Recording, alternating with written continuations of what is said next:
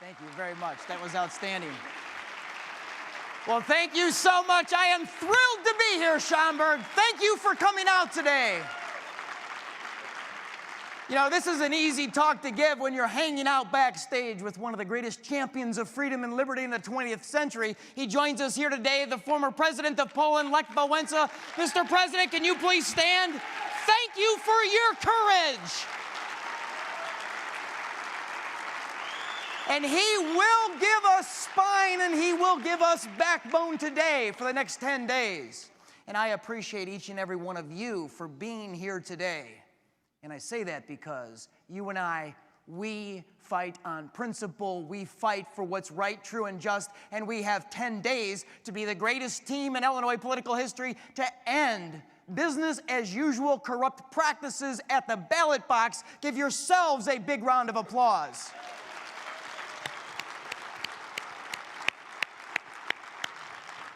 Look, we believe in what the great governor of Indiana, Mitch Daniels, said.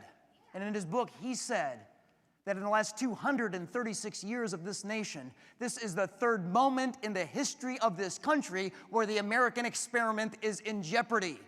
And those words motivate us and they inspire us because we understand this is a unique moment and rare moment in the last 5,000 years of human history.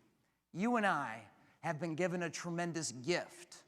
And it's a constitution that limits the power of government and empowers we the people. And what that means is you and I, we enforce the Constitution, and we enforce the Constitution at the ballot box.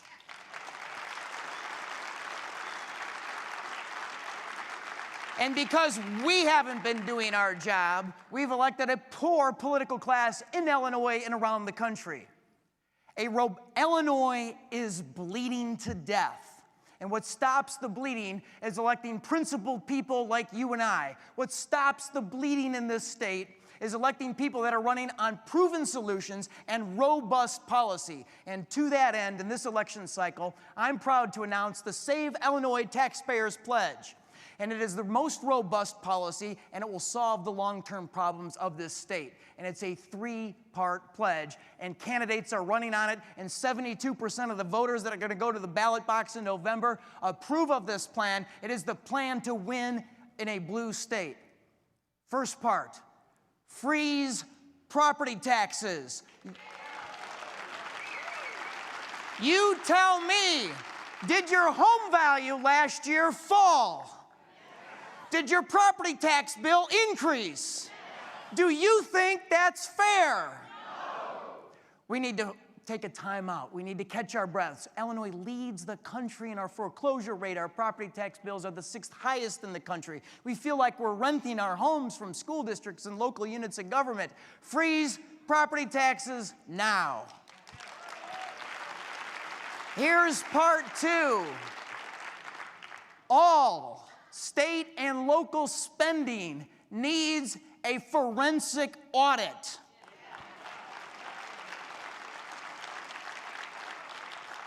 We need to go beyond the pro forma regular auditing here in Illinois. We need an audit that specifically targets the fraud and the abuse and ends corrupt practices. And after the city treasurer in the small town of Dixon stole $53 million, you and I, we've proven our point. Here's part 3, repeal the 67% income tax hike. Our corporate tax rate is higher than Russia. Our personal incomes fell last year, and they hiked our taxes by 67%, and we shed 60,000 jobs in this state last year. Repeal it. Get rid of it. Repeal the 67% income tax hike. And 3 years ago, when I ran for governor of Illinois, on 2 of these 3 pieces, on the property tax freeze, on the forensic audit, I made promises to you. And one of those promises was to open the books, to put every dime of spending online in as real time as possible. And I'm proud to say that last fall, I executed on that promise at openthebooks.com. We posted the pay and pensions of virtually every single public official at every level of Illinois government. And when we opened the books, what did we find? What's the matter with Illinois? 57 city and village managers that out-earn every governor of the 50 states. And in the small town of Grays Lake, Illinois, that was the #1 salary at $259,000.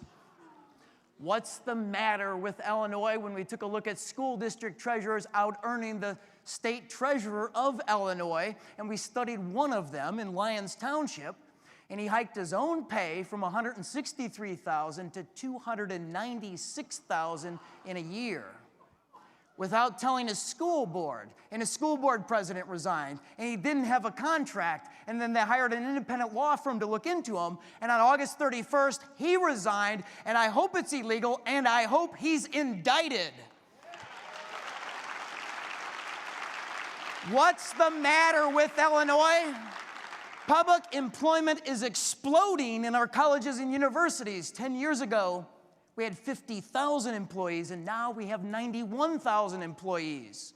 And college enrollment's only up 7%.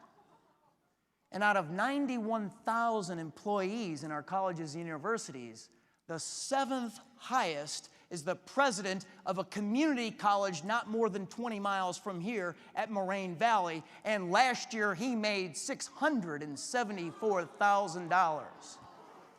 And he out-earned the chancellor at the U of I. What's the matter with Illinois? I think it starts with our state's top law enforcement officer, Attorney General Lisa Madigan. And Lisa Madigan has 727 employees and 400 attorneys, and she can't find public corruption anywhere. And we dug deeply into her office, and we found while she was telling the Better Government Association in Chicago that she doled out no pay hikes, she actually gave 57 pay hikes to her political appointees, her political pals, for $500,000. The state of Illinois is broke unless you're connected, unless you're a friend of Lisa Madigan. Now, at OpenTheBooks.com, we've gone beyond pay and pensions. We started posting vendor spending of all the units of government in Illinois, and we started with our school districts, the checkbooks, all 900 districts, all the way back to 2006. And what's the matter with Illinois?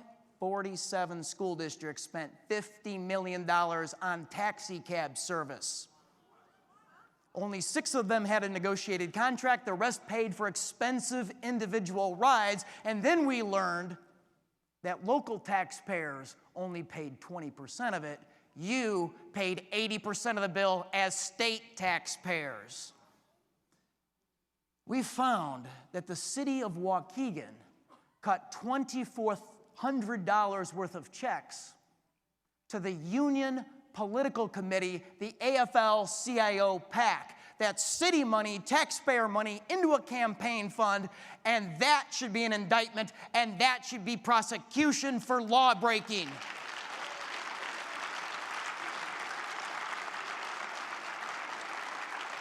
Illinois is systemically corrupt, and you and I, we have a lot of work to do. But what are we told? We're told that it's Illinois. You can't fight City Hall. You can't end corruption, and you can't win. And it's nonsense. If Lech Wałęsa can stand up against all institutional force in Poland and end communism on a peaceful basis, you and I can bring a new day to Illinois.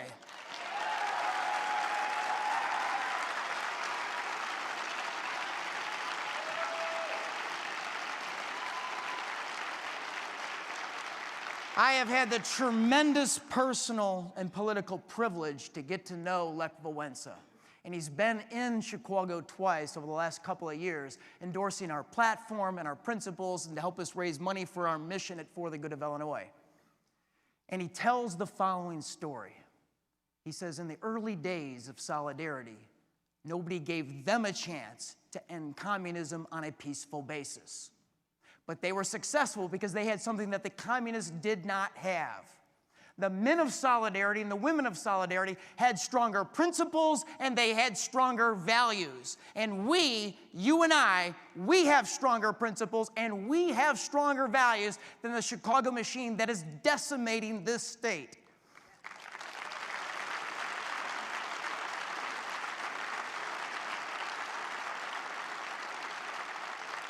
I appreciate you. We have 10 days to be the most historic team at ending business as usual corrupt practices here in Illinois, and it will just be a good step and a good start. God bless you, and God bless the United States of America. Thank you. Thanks for having me.